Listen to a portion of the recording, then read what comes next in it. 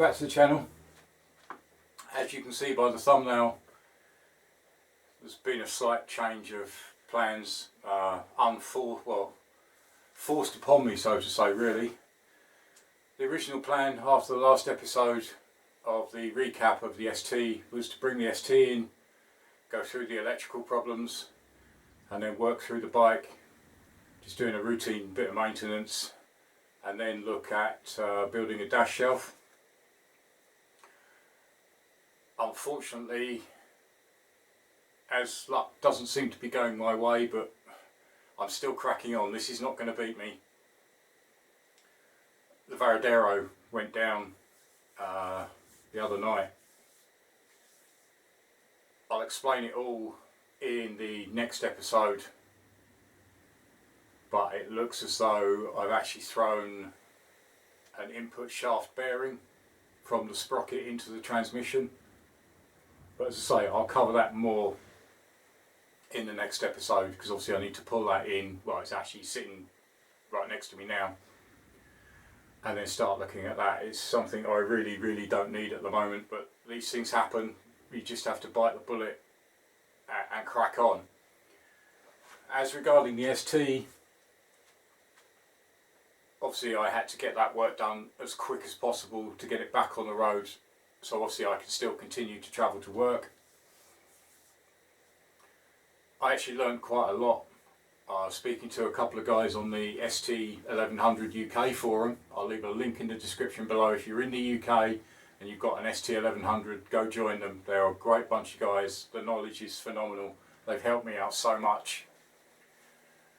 I won't mention names, but if the two guys are watching this video, thank you so much for all your help. It really helped me, and it got the problem sorted. But going back to the issue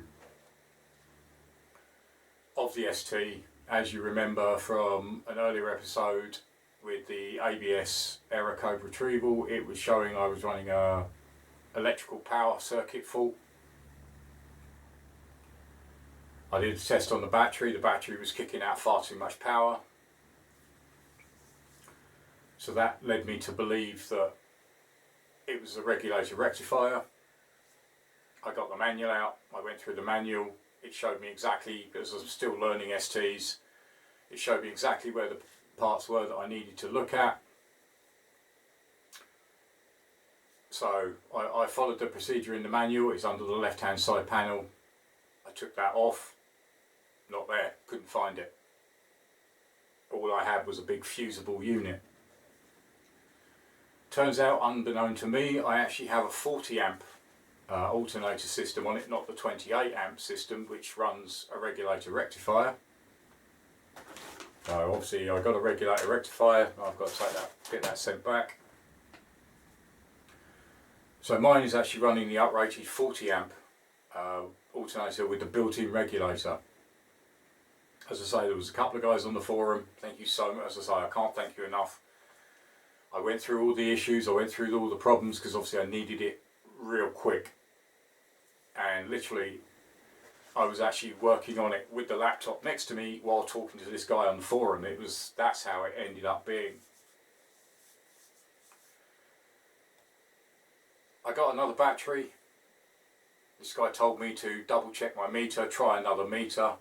I put on the new battery. He told me to go through all the fuses. I cleaned out all the fuse boxes, because you've obviously got the ABS fuse box and then a main fuse box on the right hand side of the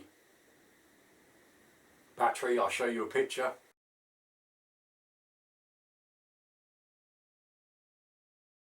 So I went through all them fuses, I cleaned out all the terminals, I replaced every single fuse in them fuse boxes. I checked the big fusible unit, which is to the left hand side of the battery. Again, I'll show you a picture.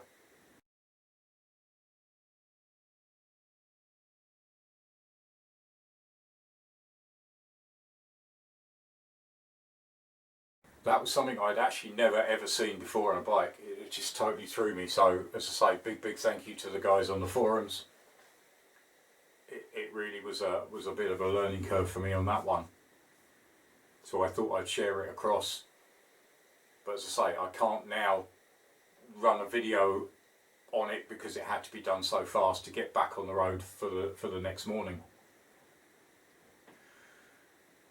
So as I say, I checked all the terminals, I checked the starter relay solenoid, I checked the big fusible unit for the alternator, replaced the battery, cleaned all the terminals, cleaned and replaced all the fuses and all the terminals that they plug into.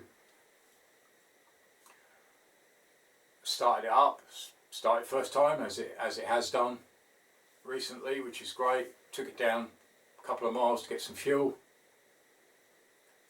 Didn't seem to be any issues. Took it for a bit of a longer spin on the way back, sort of a countryside detour. Probably stuck 15-20 miles on it and no ABS flashing lights, nothing. Obviously I'm going to monitor the situation, I'll keep you updated. But it means I can use that bike. It had to be back on the road so I could get to work, because obviously my work commute is approximately 30 miles round trip. So obviously I had to cut short the video. Well, I had to stop the videos that I was going to do on the ST. So people who are hoping for the STs, I really apologise. I will be pulling the ST in at a later date to go through routine maintenance, have a look at the rear shock, and obviously with the dash shelf.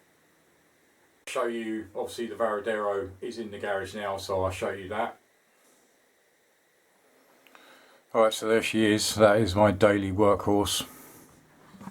As I say, I'll go into the issues in the next episode of what's gone wrong and what's happened and what will be the best step forward. So I will be looking for feedback, comments, advice, etc. on how to proceed with this one. It's a big job, put it that way.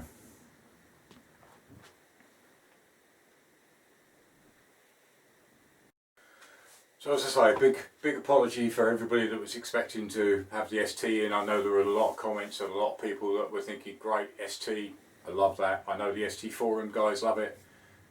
I learn from them, they help, and I can hopefully push some information back. But as I say, due to unforeseen circumstances, things happen.